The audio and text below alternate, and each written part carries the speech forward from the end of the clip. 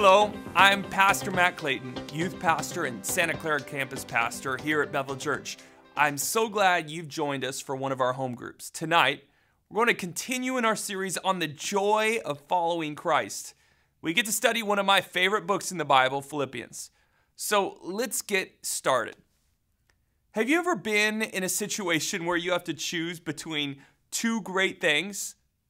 Cheesecake Factory. That's a favorite place of mine. I love this place. That one page with option after option of splendor for your mouth. I love cheesecake. How do I choose which one? Another one, Fenton's Creamery in the East Bay ice cream. A famous Bay Area stop. Homemade ice cream, homemade caramel, homemade chocolate. Oh my, how wonderful. And their ice cream page, so many flavors, so many wonderful combinations. How do I choose? Or maybe it's a little more serious than that. Although food could be serious, I think food could be pretty serious. Some serious marital conversations have taken place over the choice of where to eat. Maybe for you it's been two awesome job opportunities or two great university choices. You know, it feels like a game show. You won $30,000 or you can have this car. Which one do you choose? Or how do you choose? You're caught in this considerable conundrum. You're forced to pick between two great things. Paul found himself in such a situation. But this decision was much more important than Cheesecake Factory, Fenton's ice cream, college choices, or even job opportunities. The repercussions of this decision would have eternal impacts. Let's look in Philippians chapter 1. These words penned from a prison cell. Let's start in verse 19, Philippians 1. For I know that this will turn out for my deliverance through your prayer and the supply of the Spirit of Christ. Let's stop for a moment. He's convinced that he's going to make it through this difficult time through the prayers of people and the Spirit's work in his life. Man, your prayers matter. Don't you realize that? In fact, they can drastically change the situations people's lives. Isn't that encouraging that your prayers make a difference in the lives of others? And then Paul begins to go on to tell us of the struggle he's having between two options. Philippians chapter 1, verses 20, it reads, according to my earnest expectation and hope, that in nothing I shall be ashamed, but with all boldness as always. So now also Christ will be magnified in my body, whether by life or by death. For to me to live is Christ, to die is gain. If I live in the flesh, this will mean fruit for my labor. Yet what shall I choose? I cannot tell, for I am hard-pressed between two, having a desire to depart and be with Christ, which is far better. Wow. What amazing words. Two options. Options that have eternal consequences. He can choose to die, which means he gets to go to heaven. Heaven, wow. There's nothing like it in the universe. We will enjoy the marriage supper of the Lamb. I'm pre-ordering some barbecue tri-tip for that meal and my favorite desserts.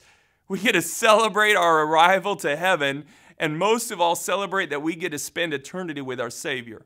We'll worship around the throne, no tears, no pain, no sickness, no suffering.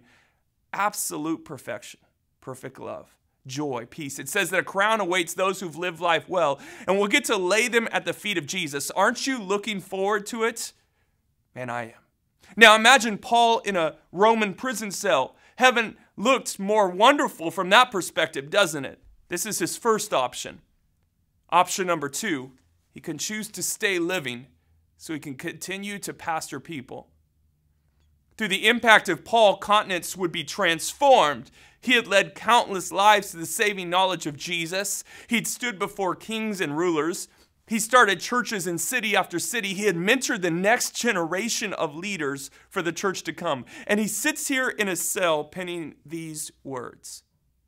Should I die so I can be with my Savior or live so I could continue to reach and pastor people? So as in a simple choice, you could hear the struggle in his words. The Message Bible, it puts it this way. Alive, I am Christ's messenger. Dead, I'm his bounty. Life versus even more life. I can't lose. As long as I'm alive in this body, there is good work for me to do. If I had to choose right now, I hardly know which I'd choose. Hard choice. The desire to break camp here and be with Christ is powerful. Some days I can't think of nothing better, but most days, because of what you are going through, I'm sure that it's better for me to stick it out here. So would this be the end? Paul could hang up his hat, his coat, and say that he's earned it. He could say that he's suffered enough for his Savior. He can enjoy his eternal reward. But what would he choose? Well, let's find out. In verse 24, chapter 1 of Philippians, he says, "Nevertheless, to remain in the flesh is more needful for you. And being confident of this, I know that I shall remain and continue with you, all for your progress and joy of faith, that your rejoicing for me may be more abundant in Jesus Christ by my coming to you again." The New Living Translation puts it this way. In verse 25, "Knowing this, I am convinced that I will remain alive so I can continue to help all of you grow and experience the joy of your faith." He'd continue to live, to minister, to preach, to pastor, to fight the good fight. Why? The answer? It's impact. An impression lasts mere moments, like touching your skin with your finger and seeing the change of color that quickly fades. But an impact is permanent. It lasts forever. The kind of impact Paul sought was eternal. One choice could be described as selfish, the other selfless, me-centered or others-centered. If he goes, he could enjoy the reward of heaven. If he stays, others could enjoy the future reward of heaven. Now, if you notice something, both options resulted in heaven. It would just be delayed, so he could take as many people, as many others with him as possible.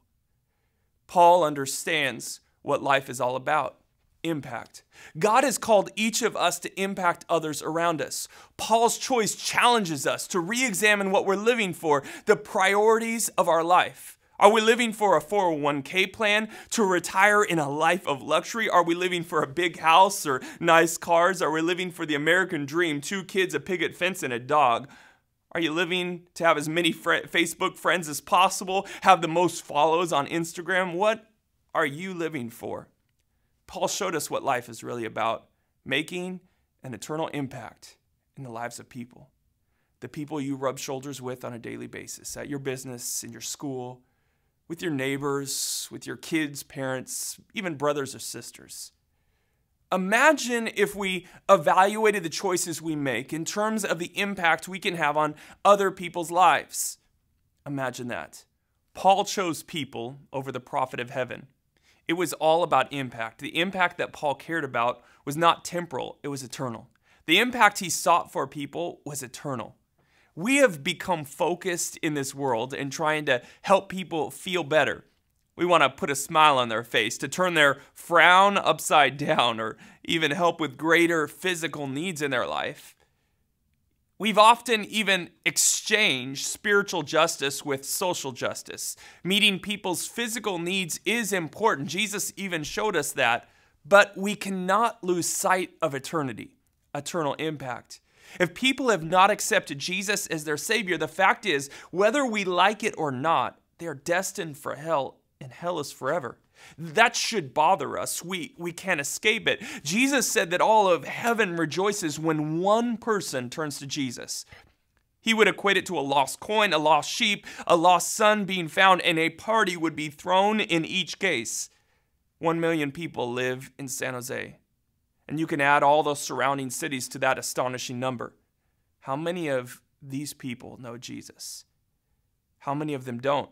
The target is too big to miss. I think 2015 is a year when heaven should throw a lot of parties for our city because the lost are being found. There is no greater miracle.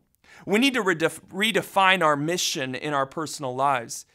It's not just the mission of church leaders or pastors. It's not just the mission of evangelists or missionaries. The responsibility lies upon each and every one of us that are followers of Christ.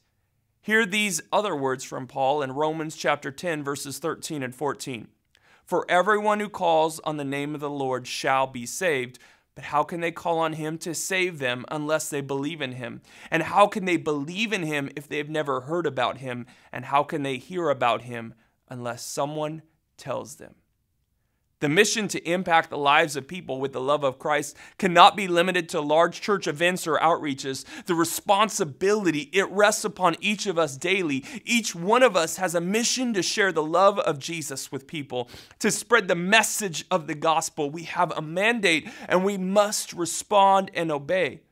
Paul chose a life of suffering, prison, and certain death in the future for a choice to keep pastoring people, to keep making an impact. He chose that over an immediate entrance to heaven, all because of this, eternal impact. So as many people as possible could have the opportunity to enter heaven with him. When faced with the options of life, let us first ask ourselves, what has more of an impact on others? Specifically, what has more eternal impact? Let's choose not simply to go to heaven. Let's choose to go to heaven and bring as many people with us as possible. Let's now turn it over to our group leaders to discuss this passage and the impact it has on our lives. You know, I'm so glad that you're a part of the family here at Bethel Church as we make a home for the people of our community.